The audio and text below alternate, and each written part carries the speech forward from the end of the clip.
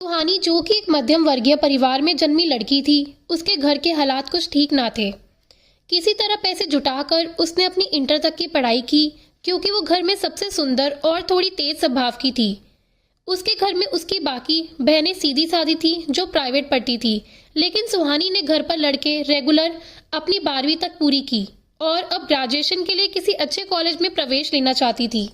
लेकिन अच्छे कॉलेज में प्रवेश हेतु मेरिट लिस्ट में नाम नहीं था, और अगर नंबर अच्छे नहीं तो अधिक पैसे लगते थे, डोनेशन, जो कि वो भी उसके पास नहीं थे। लेकिन सुहानी बहुत ही महत्वाकांक्षी लड़की थी, कम समय में कम मेहनत किए बिना सब कुछ पा लेना चाहती थी, इसलिए कभी कभी रिश्तेदारों से उधार ले लेती। क्योंकि सुहानी सामान्य परिवार से थी, उसकी लालच की आदत बढ़ती जा रही थी, जिससे उसकी माँ बहुत परेशान रहती थी और हमेशा उसके लिए चिंता बनी रहती थी।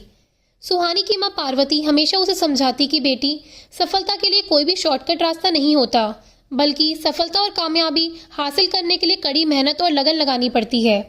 लेकिन उसको कोई फर्क नहीं पड़ता था। उसके शौक भी बड़े महंगे थे। श्रृंगार की चीजों से लेकर महंगे मोबाइल फोन और कपड़े, खाने पीने और रहन सहन सब महंगे थे। इससे घर के लोगों को काफी परेशानी होती थी। लेकिन पिता की आमदनी इतनी अच्छी नहीं थी कि उसके सभी महंगे शौक पूरे किए जा सके। ऊपर से 3 भाई बहन और थे। पिता को उनकी भी जरूरतें पूरी करनी पड़ती थी। उसने किसी तरह एक कॉलेज में एडमिशन ले लिया। वो एक डॉक्टर बनना चाहती थी, लेकिन पैसों की कमी के कारण उसने बीए में प्रवेश लिया। अब महाविद्यालय का पहला दिन सुहानी खूब सज संवर कर कॉलेज गई और क्लास लिए शिक्षक ने भी अच्छे से पढ़ाया समझाया। 2-4 दिन कॉलेज जाने के बाद सुहानी अब लड़कों से दोस्ती करने लगी। उसको लड़कियों से दोस्ती करना पसंद नहीं था। 1, 2, 3 लड़कों से दोस्ती हुई। उसकी अब सबके साथ घूमना, खरीदारी करना सब उसकी आदत हो गई थी। इसी बीच सुहानी की दोस्ती साहिल नाम के एक लड़के से हो गई। साहिल हमेशा ब्रांडेड कपड़े पहनकर और महंगी बाइक से कॉलेज आता था। देखने में बड़ा स्मार्ट और हैंडसम लड़का था। उसके कई दोस्त थे। वो उन पर काफी खर्चा करता था, खूब खिलाता पिलाता था, जरूरत पड़ने पर पैसे की भी मदद करता था। सुहानी ने साहिल से खुद ही दोस्ती की थी और वो उसे महंगे रेस्टोरेंट में लेकर जाती थी।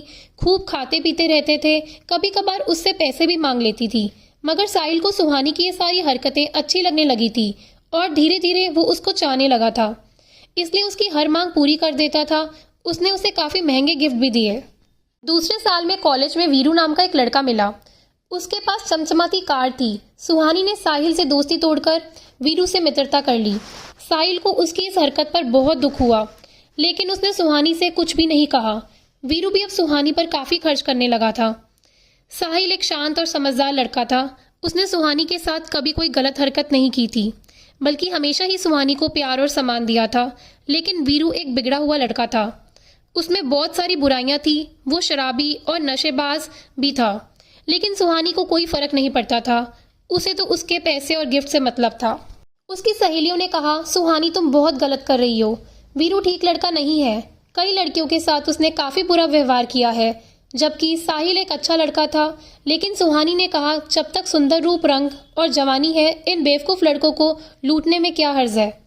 तुम कभी किसी दिन बड़ी मुसीबत में पड़ोगी, तब तुम्हारी जवानी किसी काम नहीं आएगी, देख लेना। वैसे भी सुंदर रूप और जवानी सदा नहीं रहते, याद रखना। उसकी एक सहेली ने उसे समझाते हुए कहा। एक दिन वीरू ने अपने जन्मदिन की पार्टी में सुहानी को भी बुलाया। पार्टी में केक काटने के बाद शराब की भी पार्टी चलने लगी। उस पार्टी में साहिल भी आया हुआ था, लेकिन उसने शराब नहीं पी।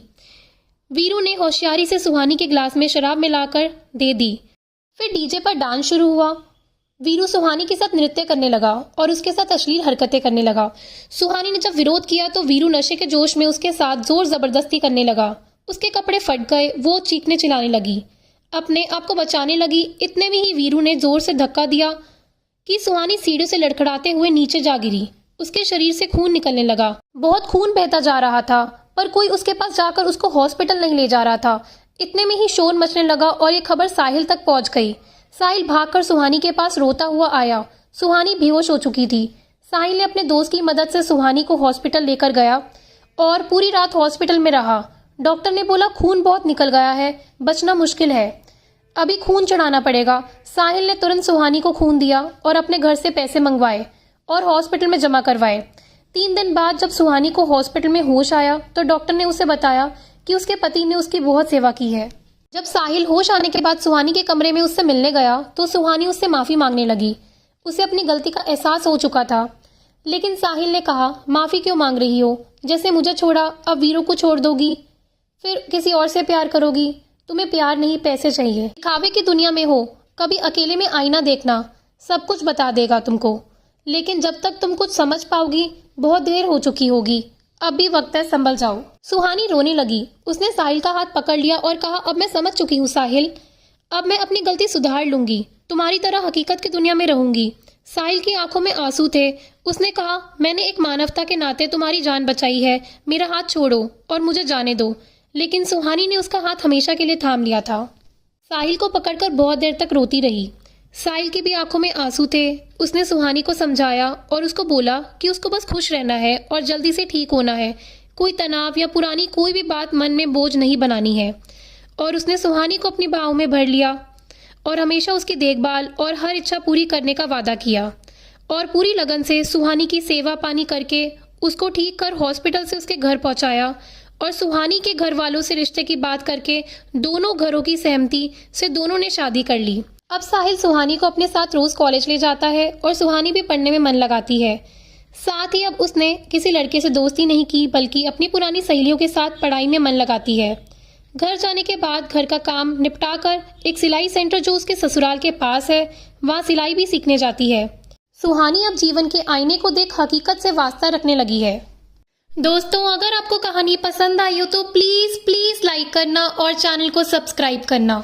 धन्यवाद।